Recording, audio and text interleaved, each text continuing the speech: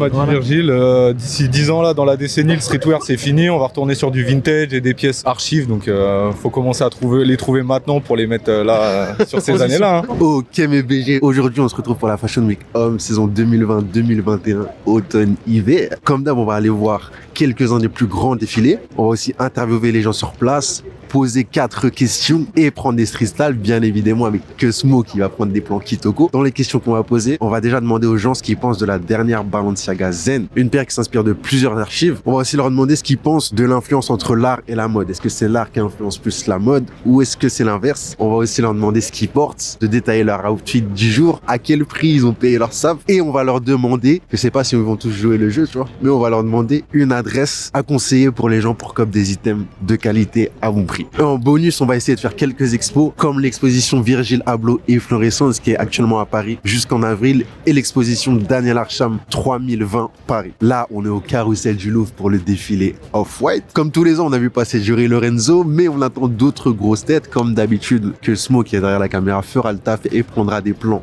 de qualité. Et voilà, on va vivre la Fashion Week ensemble, mené Bebex. Bon, on est obligé de se faire un petit résumé rapide des moments forts de la Fashion Week automne-hiver 2020-21. Question défilé, Virgil Abloh s'est inspiré du film classique avec Jim Carrey de Truman Show pour sa collection Louis Vuitton. Un cadre et des sapes inspirés du ciel et de l'aviation, des derbies assez techniques et une nouvelle paire basketball low qui reprend les codes du modèle sneakers Avia 880 sorti en 1998. Virgil Abloh a aussi été grave fidèle à ses propos sur la fin du streetwear et s'est détaché du street dans son dernier défilé Off-White avec des silhouettes et des matières beaucoup plus habillées et la fameuse Jordan 5 Off-White qui a leaké il y a quelques semaines était au pied des mannequins pendant le défilé. On l'a aussi vu avec une nouvelle Air Force One similaire au coloris MCA mais cette fois avec le double lassage comme sa collaboration sur la Nike Dunk. Yohji Yamamoto est toujours aussi fort dans la maîtrise du noir, dans les coupes amples, dans les choix de matières et dans les détails. Pareil pour Issey Miyake qui maîtrise toujours et encore les sapes plissées qu'il a accompagné d'un délire jazz. Raf Simons s'est inspiré des films de science-fiction à l'ancienne et a retravaillé la fourrure sous grave des formes. Jun Takashi et Undercover,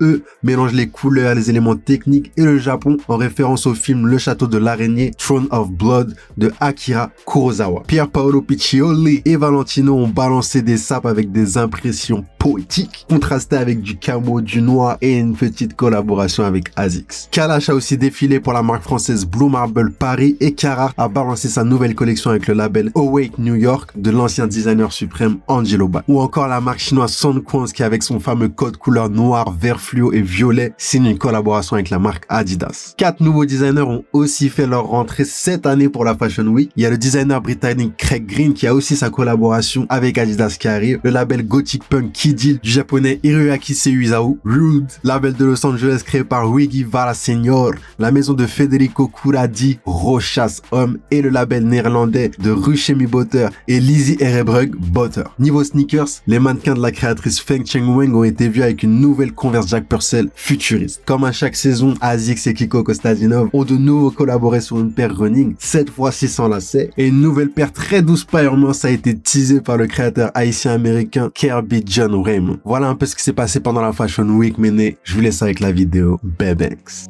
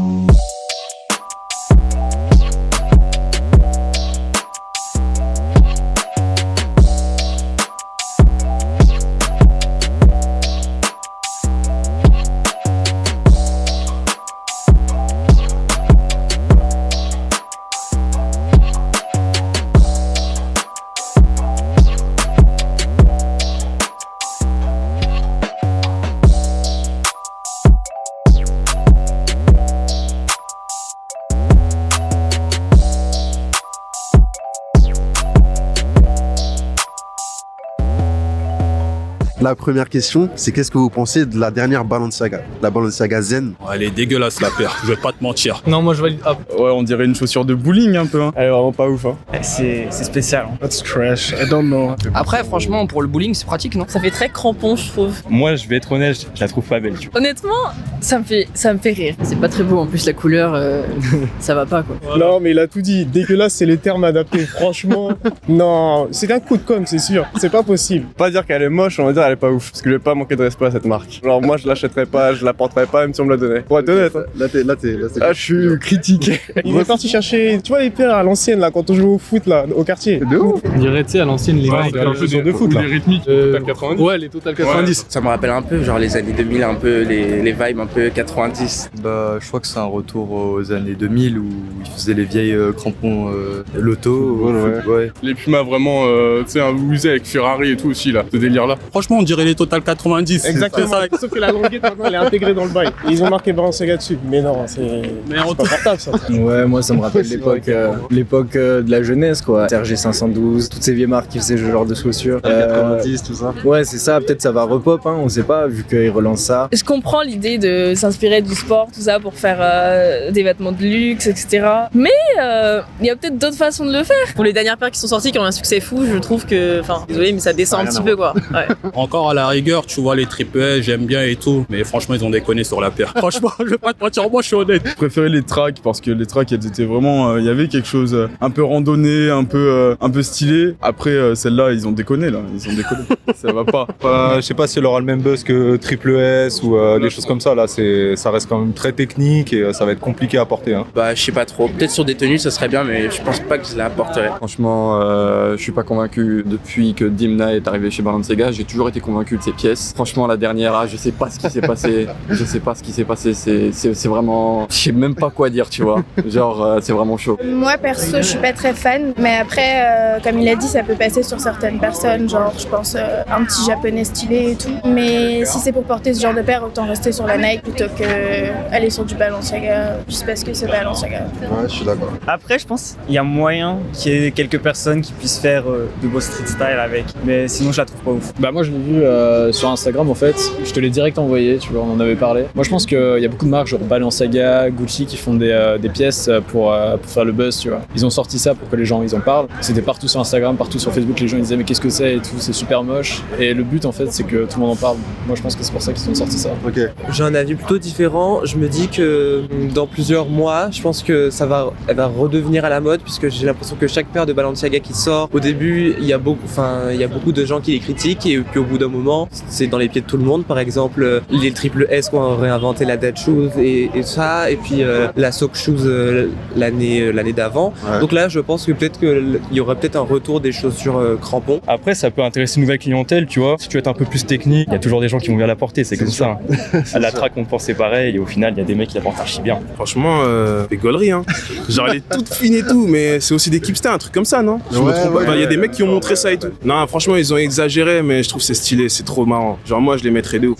Ouais, de ouf. Franchement juste pour, tu vois, tu ramènes avec ça, les mecs ils vont se dire ouais ils forcent. Du coup tu vois je me dis mec, quittez-moi ce que j'ai au pied gros. Je m'en bats les reins gros. C'est trop marrant frère. Je trouve que c'est une bonne paire basique. Ça change des paires d'habitude. Il y a les deux couleurs basiques que nous aimons tous, le blanc et le noir.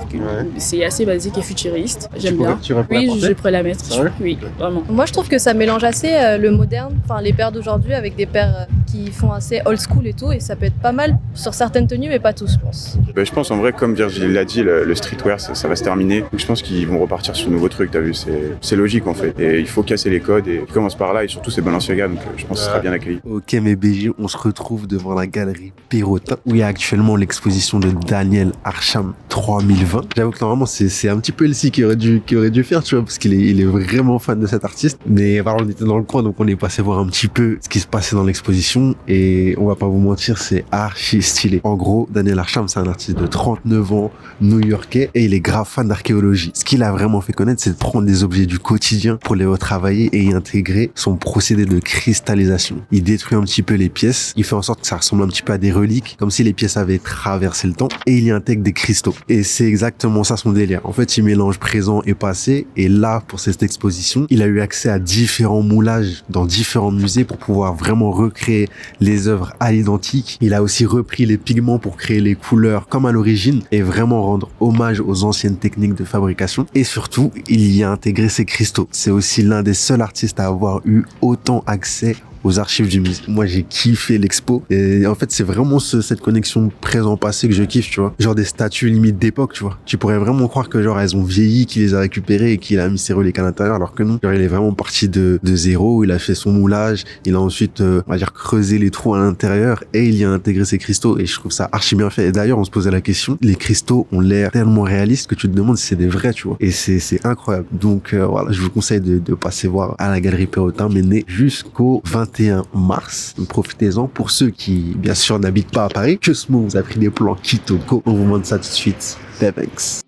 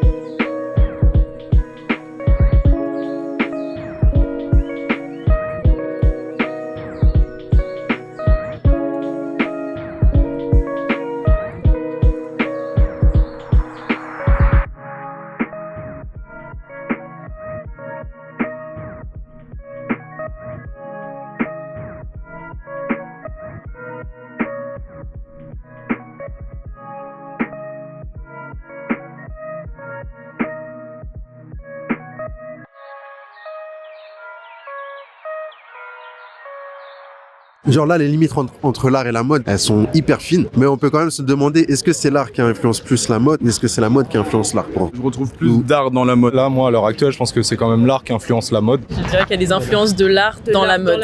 Je dirais plutôt l'art inspire beaucoup la mode. De base, je suis quand même assez fan d'art. Je pense que c'est l'art qui influence la mode. Je pense l'art parce qu'on retrouve beaucoup d'œuvres d'art dans certaines pièces. L'art qui influence la mode après, genre. Ça vient beaucoup, je trouve, du K-pop et culture underground et tout ça qui vient beaucoup maintenant. Donc clairement, c'est plus l'art et la musique, je pense. J'ai fait un sujet récemment pour mon école de mode et on a travaillé et j'ai plus facilement trouvé des créateurs qui faisaient référence à l'art que l'inverse. It was since then art was always an influence for fashion. Like the best human being who I know now on art is like Takashi Murakami. He's coming from art, you know, and he brings his art to fashion, and it was like crazy, you know. Ouais, pour l'avoir étudié en plus. Vraiment, c'est fou. Ouais, non, mais c'est fou. C'est autant les époques, les motifs, les périodes, des événements, c'est incroyable. Moi, j'adore. Tout simple, basique, Mondrian. Le nombre de tableaux de Mondrian qui se trouvent sur des robes. Je sais qu'il y a beaucoup de créateurs qui vont dans des musées, tout ça, pour voir, je sais pas, s'inspirer, aussi s'inspirer pour trouver des imprimés. Je me souviens, Raph Simon, il faisait ça pour Dior. Il trouvait des imprimés dans des musées, puis il les refaisait à sa sauce. Si on prend l'exemple d'Yves Saint Laurent a longtemps été inspiré par plein de tableaux, enfin je saurais les citer, mais Salvador Dali a été, je pense, une grande inspiration ici dans les modèles de Yves Saint Laurent. Toutes les collabs avec les artistes, t'as Daniel Arsham, Cause, etc. Tu vois, t'as toutes ces collabs en plus, donc c'est que l'art et la mode, c'est lié forcément. Et l'art influence du coup beaucoup, ouais. Moi j'ai l'impression que c'est les deux qui inspirent, parce que l'art récupère certains trucs de la mode et la mode récupère certains trucs de l'art. Pour moi, de toute façon, la mode c'est une forme d'art. Moi je dirais les deux, genre on a besoin des deux. Les deux s'influencent, il n'y a pas l'un sans l'autre. En fait, si tu te demandes qui c'est qui influence qui, Enfin, moi, je vois pas ça comme ça. Je pense que maintenant, la mode, c'est un art. Genre, ils mettent tellement d'énergie dans même pas que la pièce, dans le défilé, la façon de répandre l'information qu'il y aura un défilé. Maintenant, c'est une vraie mise en œuvre. Pour moi, ça va dans les deux sens. On retrouve aujourd'hui beaucoup de mecs stylés, tu vois, dans la mode, qui n'étaient pas forcément là avant, tu vois. Je vais peut-être dire une connerie, mais à l'époque, Murakami, il était pas autant dans la mode qu'aujourd'hui, tu vois. Maintenant, on le voit, Rick Owens arrive avec un flow de ouf et tout. Je dis pas qu'avant il avait pas de flow, mais il était pas autant dans la mode. Je pense que ça va dans les deux sens, comme par exemple pour la musique, tu vois. La musique, elle influence la mode, autant la mode influence la musique. Toutes les collabs merch, Travis, Kenny et tout, on voit que c'est lié et c'est ce qui se vend, c'est ce qui plaît. Les gens, ils ont besoin de s'identifier à quelqu'un maintenant, donc que ce soit un artiste ou un créateur, de toute façon ça reste de l'art. Donc voilà, on porte, on kiffe et puis c'est comme ça quoi. La mode, tout l'engouement qui est autour de la mode, il est quand même plus récent que celui de l'art. Du coup, je pense que la mode, pour s'aider à se développer, reprendre des pièces d'art, forcément, ça parle à plus de monde, mais je pense que les deux vont de pair quand même. C'est une fusion parfaite, on va dire. Mais après, la mode, c'est aussi une forme d'art. Pour moi, c'est la seule forme d'art où en fait tu crées pour que les autres puissent s'exprimer. Parce que normalement, un artiste crée pour que lui s'exprime. C'est ce que moi je pense. On se retrouve à une exposition de la collaboration entre Gore-Tex avec Futura Laboratories, qui est la marque de l'artiste Futura. Du coup là, à l'événement, on peut voir toute sa collab. Il y a des paires, il y a une combinaison, mais on peut aussi voir des pièces qui ont été faites en collaboration avec le textile Gore-Tex. Ça nous permet de voir Gore-Tex sous là les formes, et c'est archi cool de voir qu'une technologie qui est le Gore-Tex, qui habillait d'ailleurs les astronautes avant, arrivait dans le fashion. On a vu des Dunk, on a vu des Timberland, on trouve du Bape, on trouve du Off-White. Au début, on était juste venu voir la collection de Futura, Gore-Tex, voir leur inspiration pour la collection et prendre une petite photo chill avec lui. Et au final, après avoir chill avec Futura, il nous a invités en backstage et a accepté qu'on lui pose une ou deux questions autour de sa collaboration et du rapport d'influence entre l'art et la mode. Et on a même eu droit d'accéder aux archives Gore-Tex. Et pour ceux qui connaissent pas le designer Futura, LC balance la minute. Leonard Hilton McGurr, aka Futura 2000, est né le 17 novembre 1955 à Brooklyn. Influencé par les tags sur les murs et trains qu'il voyait sur le chemin de l'école, il a commencé à graffer pour la première fois à l'âge de 15 ans en 1970. Et pour lui, le graffiti était une sorte de solution à sa crise d'identité qui était provoquée par l'annonce de son adoption. Il a choisi ce surnom en référence à la police de caractère Futura et au film 2001 A Space Odyssey. Dès le début des années 70, il a fondé avec Mark Emmons aka Ali le collectif des Souls Artists. Il appartient successivement à différents crews dont celui des UGA, United Graffiti Artists, et rencontra Stay High 149, l'un des membres des UGA, qui lui donnera définitivement le goût pour l'art de la rue. À la suite d'un accident lors d'une sortie qui enverra l'un de ses amis à l'hôpital, Futura décide de faire une pause avec le graphe et de s'engager dans la marine jusqu'en 1978. Et une fois rentré dans sa ville natale, il est choqué par l'évolution du graphe qui est devenu un véritable art et il décide avec Zephyr d'œuvrer pour développer le mouvement. Au début des années 80, Futura 2000 accompagne l'apparition du hip-hop et se rend en Europe où il peint pendant les démonstrations ou les concerts de certains artistes comme Afrika Bambaataa et il participe même à une tournée du groupe punk rock The Clash. En 1981, Futura 2000 expose aux côtés d'Andy Warhol et de Jean-Michel Basquiat. L'exposition collective New York New Wave lui permettra de basculer dans l'art légal et d'exploser aux yeux du grand public. C'est un an plus tard, en 1982, qu'il organise sa première exposition personnelle à la Fun Gallery, suite à laquelle il commence à exposer dans le monde entier. Il compte énormément de collaborations à son actif avec des marques comme Levi's, Vans, Bape, Supreme, Uniqlo, TNF, Stussy ou encore Nike où il a collaboré sur les mythiques Dunk Uncle ou la Flom pour For Love or Money qui se revendent à plusieurs milliers d'euros. D'ailleurs, plus récemment, on a pu voir une Nike Dunk Low Off-White en collab avec l'artiste. Futura 2000 est connu pour son style abstrait, son point man et est considéré comme un pilier dans la street art et dans la culture urbaine. So all my people, Camino World, my name is Lenny Futura from New York and we're here in Paris. Can you explain your collaboration with Gore-Tex? I mean, basically, they've been working with everybody, you know, making stuff for many, many years. And this particular Selected Memories campaign that they've been doing is featuring certain individuals and what's their backstory on the brand. So as far as I'm concerned, you know, I've been into Gore-Tex for a minute, you know, and some of the pieces that are here are from my personal collection, not these particular ones, this is from their own history, but there's 4 or 5 jackets outside in the other room that are from my own history. You know, it's like a Bape jacket, Burton piece. ACG. There's the ACG, no doubt. Shout out to Nike, forever and ever, again and again.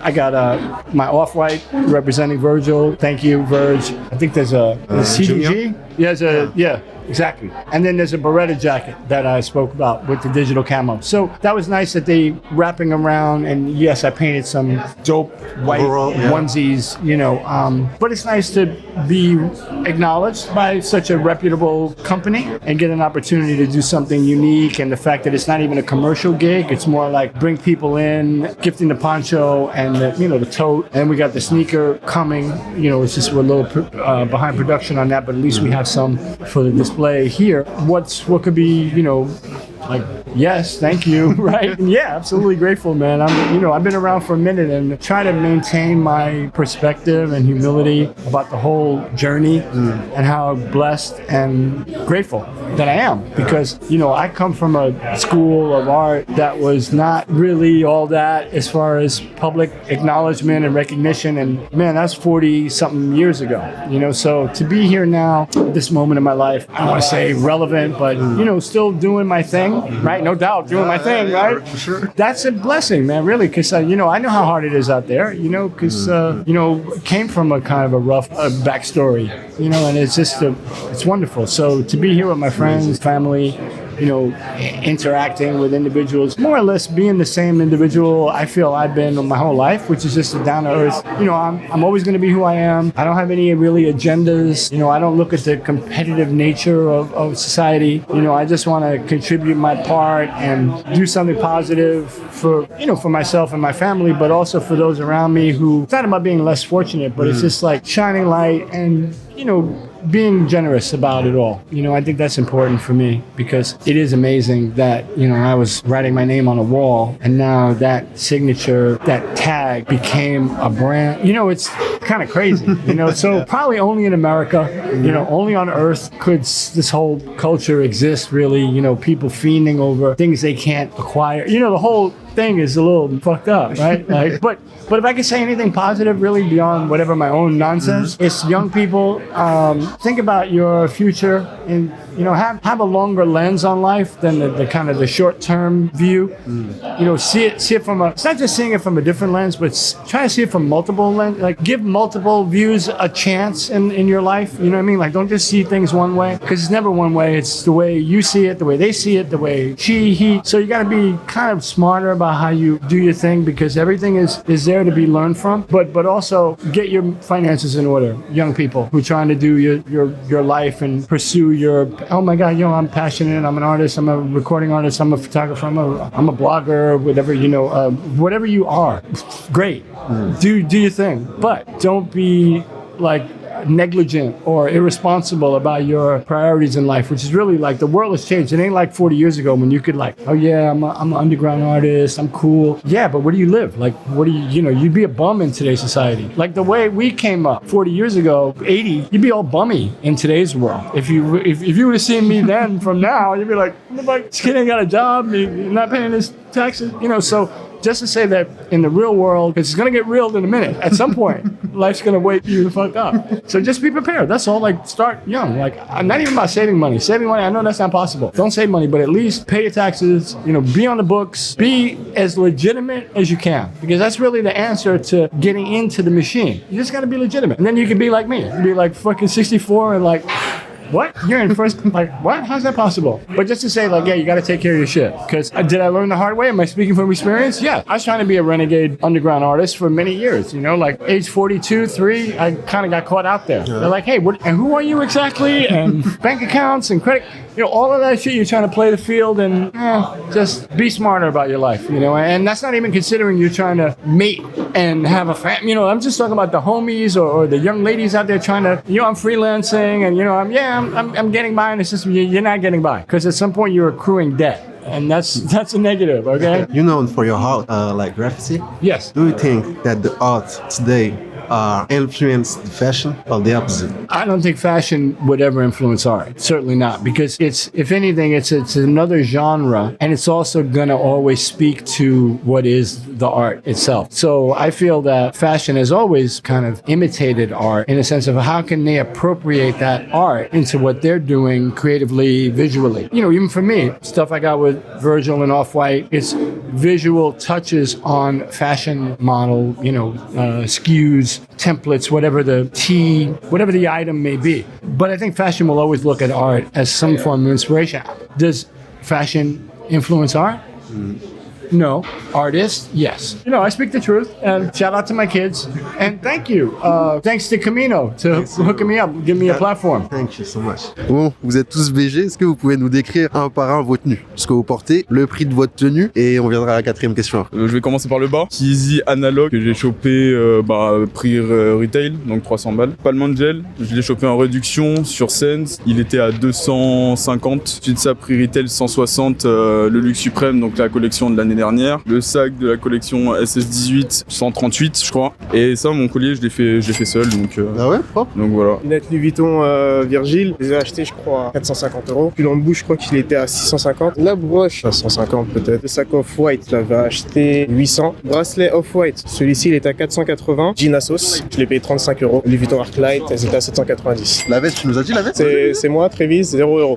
Ok, donc tu fais des sapes du coup? Je fais des sapes, ouais. Okay, propre de ouf. Mais que pour moi pour l'instant. Bah alors là, moi j'ai quoi? C'est une casquette Alix à 250 €. Là, c'est une flanelle et une autre flanelle Faceco, 595 chacune. J'ai un pantalon Rico Wens du coup, 495. Et une paire de Dark Shadow Ramones, 395 €. La veste, c'est une Balenciaga de 2500 €. Ok, très bien déjà. L'OG, c'est un Fear of God. Celle-là, je l'ai eu aux alentours de 160 $. La sacoche Off-White, 660. Le pantalon, je l'ai pris dans une friperie. Je l'ai eu pour aux alentours de 30 € si je me trompe pas. Et les chaussures, c'est de Off-White. Je les ai eu à bon prix, je les ai eu à 320 au lieu de 490. Une veste KTZ, 900 €. J'ai chopé moins cher. KTZ, attends, ils ont pas une boutique en France? La première fois, je l'avais vu à Selfridges et je l'ai chopé en solde plus tard après. JW, je sais plus combien j'ai payé. Ça, c'est un col roulé Zara, pour pas avoir froid. Rico, 200 balles, je crois. Et Ecolo Hall, 200 € aussi. Voilà. Et chaussettes Rico, 16 €. Casquette Prada, du coup 250. Plus comme des garçons que j'ai. Donc j'ai eu deux wins dans ma vie, plus comme des garçons les Travis, donc je les ai là. Donc retail et retail, donc 200 et 160 je crois. J'ai un col roulé Calvin Klein 250 balles je crois. La surchemise Raf 810 mais grosse solde. Et pantalon Rico à 500 balles. Alors j'ai commencé par le sac, je l'ai acheté en friperie. Je l'ai eu pour 2 balles, 3 balles, un truc comme ça. Le manteau, je l'ai acheté aussi en fripe, je l'ai eu pour 10 balles. Col roulé, c'était gratuit. Les chaînes, ça vient de Corée. Ça vient de friperie. Le pantalon, je l'ai custom. En fait, il y a beaucoup de trucs de fripe. C'est un Levi's que j'ai un peu décoloré, etc. que j'ai custom. Et ça, c'est des Doc. Voilà. Et 5 €. Ma tenue, je la décris comme classique revisité, parce que j'ai cassé le tailleur avec mes lunettes un peu décalées, mon sac à main vinyle. Alors les prix très simples, message à faire passer, on peut s'habiller pour très peu cher. Ce manteau, je l'ai payé en friperie pour 8 €. Le tailleur, je l'ai eu gratuitement parce que c'était une de mes tantes. La paire, c'est ce qui coûte le plus cher, je crois qu'à l'époque elle coûtait 80 €, quelque chose comme ça. Mes lunettes, 15 €. Le sac à main à ma mère. Les boucles d'oreilles, 12 €. Voilà. Donc là, en vrai, pour moins de 200 €, t'as une... Ah, mais moins de 50. Non, mais là, si on enlève les chaussures, oui. Alors, du coup, à partir du plus cher, entre guillemets, les chaussures que je viens d'acheter, c'était en solde, Black Friday, pour 70 €. Le pantalon, c'était liquidation totale de Forever 21, très bon plan, donc 4 €. Ça, 10 €. Voilà, un petit haut basique. En fripe, acheté avec elle 1,50 € tout simplement, qui est certainement un peignoir à tout moment, mais voilà. Ça, 8 € en solde, tout simplement, et 10 €. Donc vraiment, franchement, vous verrez rarement plus de 200 € sur moi. Je n'achète jamais de marque, à part pour les baskets éventuellement. Le truc le plus cher, c'est ce manteau bleu. C'est un Asos que j'ai eu à 80. Ça, je l'ai eu sur Vinted à 29 €. Ça, c'est une chaîne qui allait avec un pantalon. Et ça, c'est des boucles d'oreilles que j'ai rajoutées, qui étaient à 1,50 € au marché. Ça vient d'une friperie. Ça m'a coûté 3 €, je pense. Ça, c'est un pantalon Bershka que j'ai eu pour 30 €. Ça, c'est les chaînes d'un sac que j'ai eu à 10 €. Chaussures, c'est des Zara. Je les ai eu à 59 €. Et je me rappelle pas du prix de mes chaussettes, honnêtement. Alors, on va commencer par les chaussures, comme ça on remonte. Prada, 200 €. Zara Pens. Bracelet, le collier, Louis Vuitton, 200. L'écharpe, Gosha, 110. Le gilet, Jaded London, 110. Avec les petites ouvertures comme ça. En dessous, c'est une petite veste de fripe LS. La LS. Pour la superposition, un petit col roulé. Zara, pareil. Voilà, ça match. Du coup aussi, je vais commencer par les shoes au pire. C'est des Puma Alexander McQueen. Je les ai pécho sur Vinted à 30 balles. Ça, c'est un Burberry Pants. Je l'ai pécho à 80 balles sur Vinted aussi. Le pull, 19 balles sur Vinted. Ça, c'est une boucle d'oreille de la daronne. Ça, je l'ai acheté hier à H&M aussi, custom par messieurs qui sont là. La veste, l'ancienne Chevignon et c'est celle du Daron. Voilà quoi, sinon tous les articles que j'ai achetés, je te les dédie. Donc, Et pendentif Lacoste. Et le pendentif, ouais, ça en fait c'est une montre, je l'ai éclaté et du coup j'en ai fait un pendentif avec 2 boucles d'oreilles en plus. Pour une fois, j'ai essayé de matcher, parce que moi, c'est toujours le noir. Le noir, pour moi, c'est vraiment la couleur. Pour commencer, une Jordan 1, classique, la Shadow. La Shadow, payée retail. Au niveau du pen, c'est un Palm Angel, acheté 320. Au niveau du pull, c'est un Woody Homme. Un pull Balenciaga, acheté 550 chez Balenciaga. Pour la jaquette, c'est une Balenciaga aussi. Celle-là, c'est 1700 €. Et ensuite, après, une paire de lunettes aussi pour contraster, pour casser un peu la tenue, 320 €. Après, la pochette, c'est une pochette simple, Vogue, trouvée dans un magazine. Mais du coup, c'est toujours cool à prendre. Ça, c'est une sacoche Mimesis Archive. C'est une marque coréenne. Je l'ai eu pour 90 $. La veste, c'est Zara. Je crois que je l'ai payé 40 €. Le sweat Acne Studio, 250. Après, le pantalon, c'est plus NBR, 30 €. Et la paire de tracks, 695. Et la track, elle est vraiment down. Ah, elle est stylée. Elle est vraiment down. That's like Yoshi Yamamoto. I guess it's like on 600. I don't know either because I got it already. That's Diesel, 300. That's shirt from Hugo Boss, like 80. That's a vintage thing from my father. You see that? I don't know the price, man, but that's one is Jin Sander. Jin Sander was like 690, I guess. Yeah, that's the fit, bro. Glasses. The glasses. Oh, it's Diesel too. I think it's 120. Yeah. But I love shades, yo. That's my cheapest shade. Alors en fait c'est assez simple, notre tenue c'est notre marque qui s'appelle Rupture, donc le pantalon, la veste et le hoodie, c'est ça, le seau aussi, c'est une pièce de notre collection et en fait le but de cette collection c'est de relier le monde digital avec le monde du réel et donc chaque pièce a un levier qui permet de connecter les deux mondes. Là on est sur du 400 grammes par mètre carré, c'est des poids qui sont, c'est du tissu très très lourd pour avoir un peu un style workwear aussi, tu vois, collection automne-hiver 2020. Okay. Et la paire du coup? C'est des Axel Arigato que j'ai chopé pour la tenue, ça allait bien avec Politaine et le chapeau aussi. La veste, le pantalon, je les ai dessinés, après je les ai produits en Lettonie. Okay. Et pour tout ce qui est pull, t-shirt, c'est fabriqué en France. Alors là, le hoodie c'est à 90, les t-shirts c'est à 45 à peu près. Ma veste là elle sera à 140 et le pantalon 100 €. Ok, mais bon, c'est pas vrai. Mais là, on dirait quand même qu'on a le lieu pour nous tout seul, tu vois ce que je veux dire? Donc là, on est à la galerie Créo où actuellement il y a l'exposition de Virgil Abloh et Fluorescence. L'exposition est du 15 janvier 2020 au 10 avril 2020. En gros, dans l'exposition, il y a des meubles principalement en béton. Il y a aussi des miroirs où il a percé des trous. En fait, il a percé des trous un petit peu dans toutes les pièces. En gros, comme nous disait la gérante de la galerie, l'idée de Virgil Abloh, c'est d'avoir un petit peu comme un champ, voir différentes fleurs et faire apparaître ces fleurs sous forme de graphes. Donc en fait, vous avez énormément de pièces qui sont en béton brut, sur lesquelles Virgil Abloh est venu graffer et est venu créer des dates. Et c'est une collection qui a été faite en 2019 en collaboration avec la galerie. On trouve ça archi cool. Dans le délire efflorescence, il y a deux trucs. C'est la nature qui reprend un petit peu le dessus sur l'univers urbain avec les plantes qui viennent traverser le béton, tu vois. Et la deuxième chose, c'était de placer ces trous dans toutes ces œuvres pour voir un petit peu les faces cachées, ce qu'on voit pas d'habitude. Comme les chaises, vous avez un petit peu ces trous qui sont carrément au milieu, qui vous permettent de voir à l'intérieur. Et vous retrouvez ça sur toutes les pièces, que ce soit les vases, et vous avez la même chose au niveau des pieds des tables. J'aime beaucoup les pièces, un peu moins les graphes, mais bon, c'est mon avis personnel. On va faire le tour maintenant. Dites-nous ce que vous en pensez en commentaire comme d'hab. On est ensemble. Thanks.